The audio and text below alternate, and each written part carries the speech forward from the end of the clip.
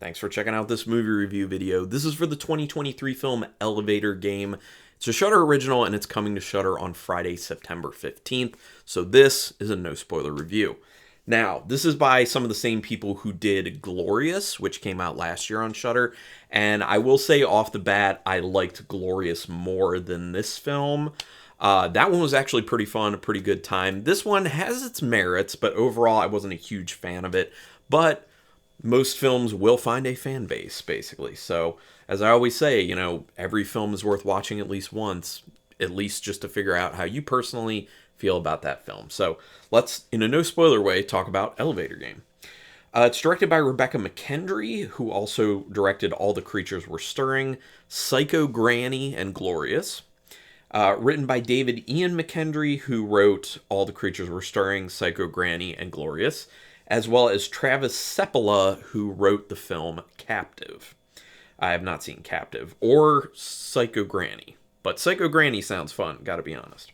Again, it's Shudder Original, coming Friday, September 15th.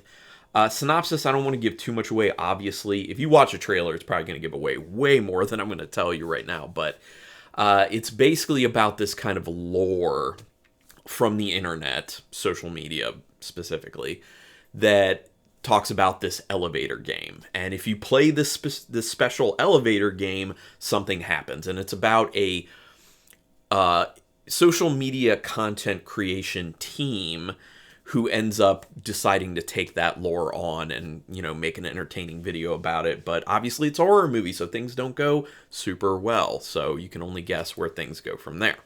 So that's all I'm going to give you for the synopsis. The opening sequence of this film does a very effective job at setting up the premise, which is an interesting premise. I do like the premise. It gave me a little bit of a feel of how they were kind of treating this content creator team, as well as kind of the tone of it in the beginning. Gave me a little bit of a feel of like Deadstream, although I did like Deadstream more than this. And obviously they're very different movies, because this is not found footage and Deadstream was found footage. But they had a similar feel to them.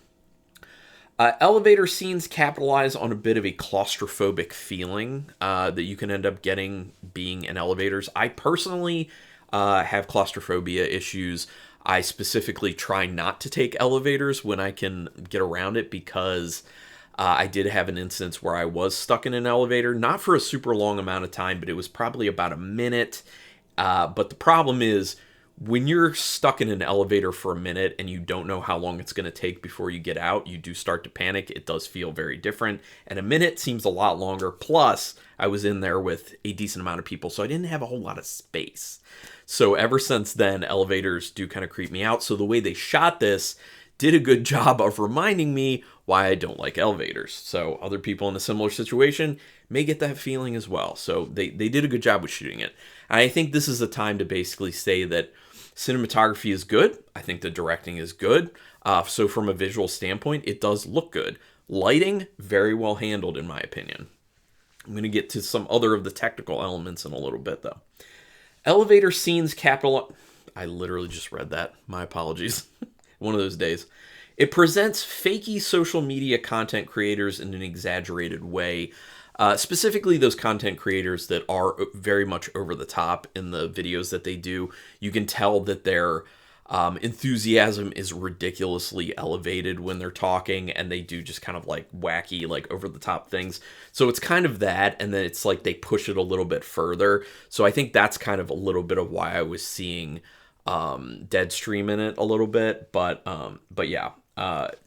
It's a little bit of a commentary on how ridiculous these things are. It also creates a little bit of a more like lighthearted, fun feeling to the movie, which obviously doesn't stay throughout the entire movie, because at some point we do need to get to the horror, and that fun feeling definitely comes way, way, way down, all the way down, you could argue. Like an elevator. The acting is pretty solid for the most part, although there are some moments where some of it gets pretty over the top, in my opinion. This is a very low budget film. Any film that is a Shudder original is going to be a low budget film, like extremely low budget. So I don't expect a lot. I don't expect amazing performances, like nothing that's like Daniel Day-Lewis level or anything, like not even close. So for what my expectation is for low budget, I think they did a solid enough job. But like I said, there were a few moments where a little too over the top, started to come off a little bit too cartoonish in a sense, like making fun of the characters a little too hard, in my opinion.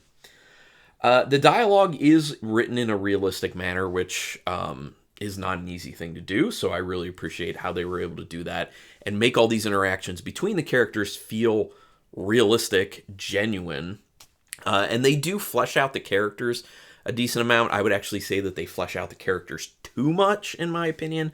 They spend way too much time on the relationships between the characters and giving you a little bit of insight into who the characters are, because there are a decent amount of characters, and yeah, spending that much time on it just really bogs the movie down a lot, in my opinion. And that's one of my biggest issues with the movie, is that the pacing is not good. I had a lot of boredom kind of popping up, and it's not to say that other people are necessarily going to feel that. That's just the way I ended up experiencing it.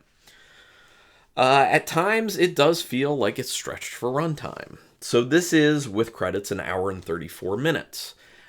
This would have been much better off as a short film, in my opinion. Or at least having a full half an hour lopped off this thing. I say this all the time. The movie Host, that was a big hit on Shudder some time ago, was less than an hour long, and that's all the time it needed to tell the story effectively that it was trying to tell. Movies like this always prompt me to bring this up again, because it's important that filmmakers take a really strong look at what the content is that they have and cut that stuff down if it feels like there's a lot of filler. And this movie actually does feel to me like there is a lot of filler to it. And a lot of it being what I was talking about, spending way too much time with these characters and their relationships and who they are as people. It's good to have some of that, obviously, because you want to actually care about the characters, and you do care about the characters in this. I just think that they hit the point of doing it, and then they just kept going past that. And at that point, it felt like they were intentionally trying to waste time to hit a runtime. The story seems a bit one-dimensional, but thankfully it does kind of pick up a little bit after a while. Going into it, I'm just like, okay, this seems very straightforward, very one-dimensional. And then at some point, it does kind of add some wrinkles that I did appreciate for it. So the story's not totally flat, but after that, it kind of then starts taking some steps back until you get to the end, which, you kind of have to have a big ending for these movies. And that ending was okay. It was okay for what was going on in the movie. I'll say that. It does go further into character relationships than it needs to and spends too much time there. I already said that. Events get to a point where I expected things to really accelerate, but it's actually pretty underwhelming at that point. I was feeling a build-up coming for the movie because it was kind of slow, and I'm like, at some point, we're going to have to kick into high gear here. And then the moment where I'm like, okay, I sense it, I know what's going on here, we're about to start kicking in high gear. And the high gear is low gear. It never, to me, really kicks. It'll kick into high gear for small stints, and then it backs back down, in my opinion. So it never really builds great momentum, especially, and that's especially a problem when towards the end, that's when you really want things to start kind of gearing up, and kind of engaging people a lot more, making them feel more intense. And I just felt like it just never really did that for me. There are a lot of shots of the inner workings of the elevator, which I did appreciate. I thought that was really cool. That's something that, not even talking about the movie necessarily, it's something that you don't see much in real life. So the fact that they did put that in the movie is just interesting looking. I think it also did a good job of kind of, to a degree, making the elevator feel a little bit like a character itself. So I did like that choice. I thought that was an interesting thing to add in. You do get some decent gore. So rest assured, if you are going to watch this film, you will get some decent gore. You will get some decent deaths that end up popping up. There's not a ton, but you do get some good payoff. And then again, the ending was okay, in my opinion. I will say this is a smart low-budget film in the sense that writing a script to shoot in one primary location is a good idea. It's very cost-effective, just like they did with the film Glorious, although I think they did a much better job with the script for Glorious. This was a good idea. It's just, it didn't quite come together the way I was hoping it would. This should have been a short film. I'm going to reiterate that. This definitely should have been a short film, in my opinion. Obviously, people are going to feel differently, and I do hope that people watch this and feel like I'm wrong on that, and they're like, oh no, I loved it for what it is. That would be great. But for me, I felt like it would have played much better as a short film. Would have really solved a lot of that pacing problem. This film plays off of the popularity with young crowds of social media challenges a little bit, and just kind of those like social media like ghost hunting and challenges type things that go on that are typically pretty over the top in the way they're presented. And like I said before, it just kind of pushes it further to like a parody aspect of it. They go hard on that in the beginning, and then it kind of turns into a little bit something else towards the end of the film. I'm not going to tell you exactly what it gets into because it would kind of nod too much to the story, but it does change. So if you are interested in checking it out, just know that the tone will shift, and that is a good thing. But out of 5 stars with half stars in play, I didn't hate the movie, but I didn't love the movie. I'm going to give it a 2-star rating. I gave Glorious a 3-star rating, so obviously I like that quite a bit more. But those are just my opinions on it, and this is where I would love to hear your opinions. Go ahead and put it in the comments if you really liked it, if you really didn't, if you were in between on it. Just give me like a sentence or two, and we can talk it out, because maybe you saw something in the film that I didn't, and if you give me a little context as to why you liked it, could kind of change my opinion, because I am always open to having my opinions changed. I'm not one of those people who's just like, here's my opinion and it'll never change and I'm 100% right. This is just my opinion. And like I said, other people will watch this and they will love the film. And that's a good thing, because everyone should find films that they love that other people don't. But do me a quick favor. Check. Oh my gosh. One of those days again. Do me a quick favor. Hit subscribe to my channel if you can. And it's literally painless and costs you no money. So you can do it. It's your best way to repay me for putting out this free content. Also hit the notification bell button, because then you'll know when I'm putting up new videos, which I'm doing 3 a week at this point. So regardless, thank you very much for watching this video. And until next time, keep it brutal.